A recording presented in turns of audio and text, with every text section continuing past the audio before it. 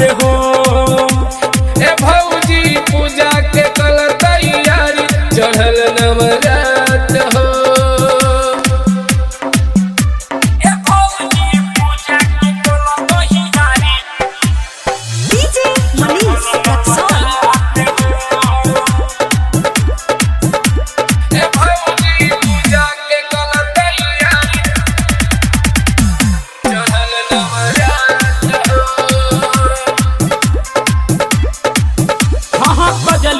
जुलिया झिझिया घुमावे गावे गावे घूम के गीतिया के गावे गावे गावे घूम के गीतिया के गावे।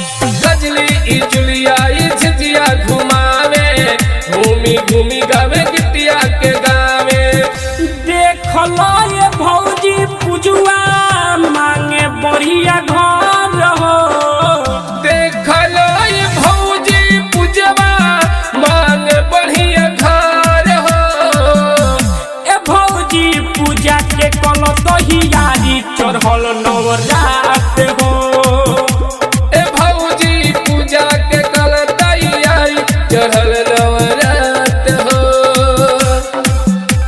ए भौजी पूजा के कल तैयारी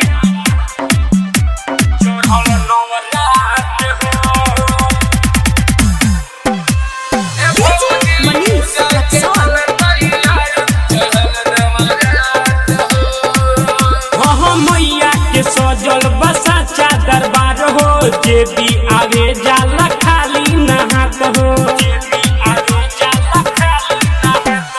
मैया के सजल बसा दरबार हो। जे भी आवे जाला खाली नहात हो। मैया ये सब पर झोली देश भौजी भर हो। मैया ये सब कर झोली देश भौजी भार हो। ए भौजी पूजा के कल तैयारी चढ़ल नवरात हो।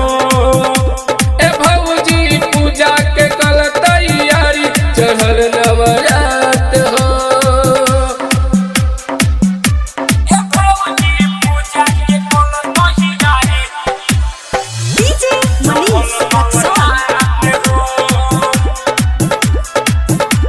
ए भौजी पूजा के कल तैयारी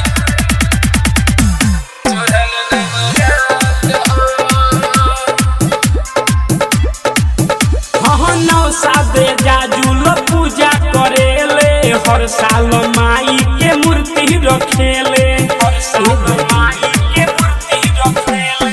नौसाद के जाजुल पूजा करेले हर साल माई के मूर्ति रखेले।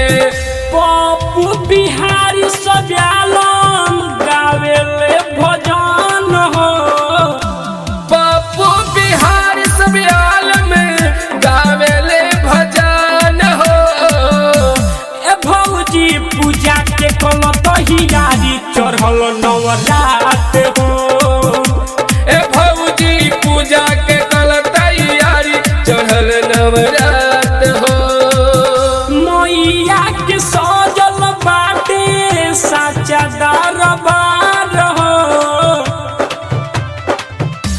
मैया के सजल बाटे सच्चा दरबार हो।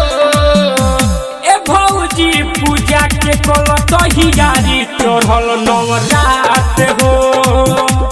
ए भौजी पूजा के कल तैयारी चढ़ल नवरात हो।